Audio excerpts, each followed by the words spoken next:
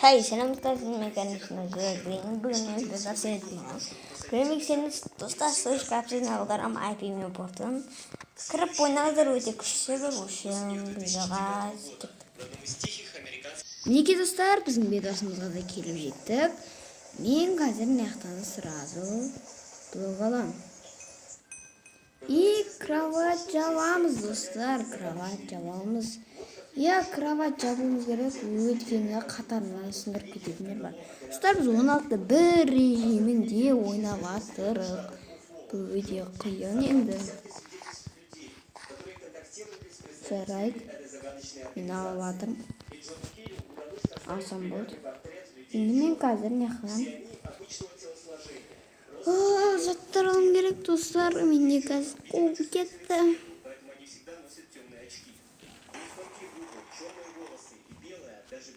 Короче, на пацан маған келатыр.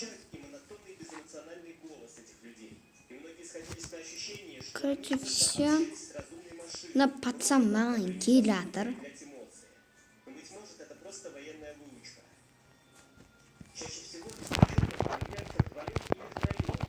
Достар, на пацан, короче.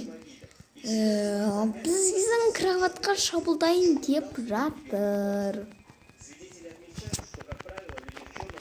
В общем, мен пацан сететіп ұстауым керек. Мен лагать етіп кетті, бірақ все равно ұра берем, қақ ұрсам да. Достар, әлі кетпеді. Достар, мен лагать етіп жатыр, лагтаңды басыңдар, лагать етіп жатыр. Так, менде қуып кетті. Бірақ кроватный сынып кетті. Шнайдер неоднократно общался с американскими уфологами и часто рассказывал о странных звонках с неопределяемого номера. Неизвестные люди требовали, чтобы тот молчал обо всем, что знает. Но Фил Шнайдер не замолчал, а решил рассказать все, что видел своими глазами. И провел знаменитую лекцию, ныне доступную в интернете, запись которой практически сразу стала сенсацией. Дело происходило в далеком 95-м году. И через 7 месяцев после той лекции полиция нашла Шнайдера мертвым в своем доме. Его задушили шнуром. Так, тут сказать сразу. А дело так и не раскрыли.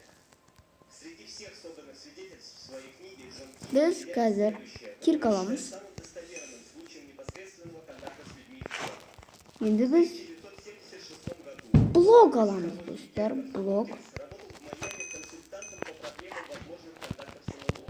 Одним сентябрьским вечером, когда семьи Достар, төбеге көтерілейік, короче, мынау пацан маған келгісі келіп тұр. организации штата Нью-Джерси, которая впоследствии оказалась вымышленной, попросил у доктора позволения приехать к нему в тот вечер. Достар, енді мен газ беру дегенде оның базасына барам. И просил совета или помощи.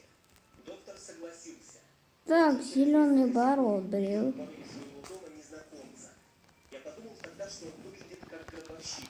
У него было мертвенно-бледное лицо, а губы будто накрашены губной помадой. На голове посетителя совсем не было волос, даже бровей и ресниц. Одет он был в черный костюм, белую рубашку, черный галстук. Понятно, что доктор был в замешательстве. Во все время встречи они Достар, кроват сындырайық.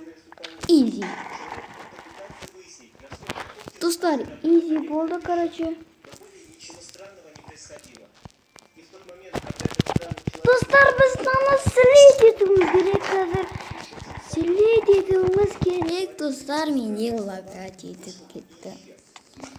Достар, менде лагать етіп кетті. Короче, на пацанды ұрып тастауымыз керек, бірақ менде сирағы лагать етіп кетті. Лайктарыңды басыңдар, жарайды, зеленый мені ұтты. Бірақ мен екінші каткамды бастайын ба? как бы там ни было, до сих пор не удалось найти полностью Жарайды, енді осы ойынның біткенін күту керек. секретной организации людей в черном. Эх, Слишком много странностей в этом. достар, мен осымен видеоны аяқтаймын. Сендер маған, конечно, келесі видеода кездескенше.